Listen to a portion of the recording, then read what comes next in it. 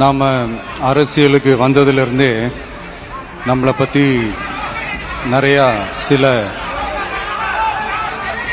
வதந்திகள் எல்லாமே சொல்லிக்கிட்டு இருக்காங்க இல்லையா?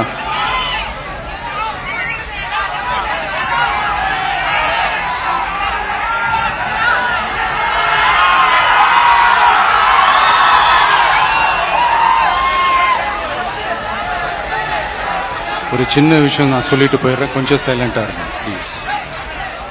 நாம் அரசியலுக்கு வந்ததிலிருந்தே நம்மளை பற்றி நிறைய சில வதந்திகள், அந்த டீம் இந்த டீம் அப்படிலாம் சொல்லிக்கிட்டு இருக்காங்க இல்லையா? ஆனால் இவர் எந்த டீமும் கிடையாது, மக்களுடைய டீம்,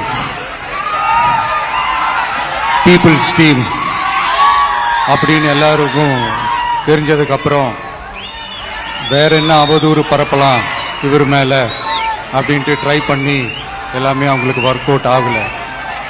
ஸோ கடைசியில் என்னதான் இந்த விஜயை பண்ணலாம் அப்படின்னு நினைக்கும் போது தான் இந்த கூட்டணி அந்த கூட்டணிலாம் சேர போறாரு அப்படின்ட்டு ஒரு பொய்யான ஒரு பிரச்சாரத்தை பண்ணிக்கிட்டு இருந்தாங்க.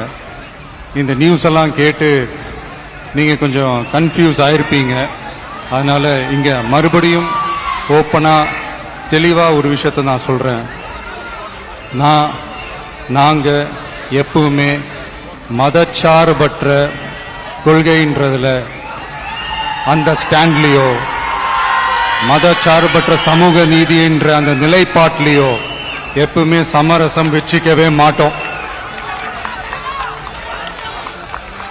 நம்மளுடைய தலைமையில தான் ஆட்சி அப்படின்றதுல எப்பவுமே உறுதியா இருக்கிறோம்.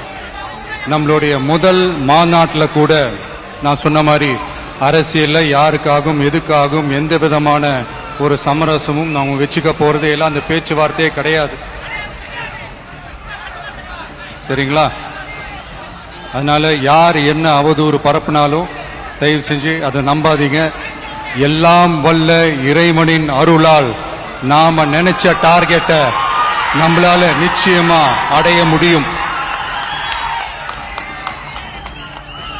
இன்னைக்கு என்னுடைய இஸ்லாமிய சகோதர சகோதரிகளுக்கு என்னுடைய ரமலான் நல்வாழ்த்துக்கள்.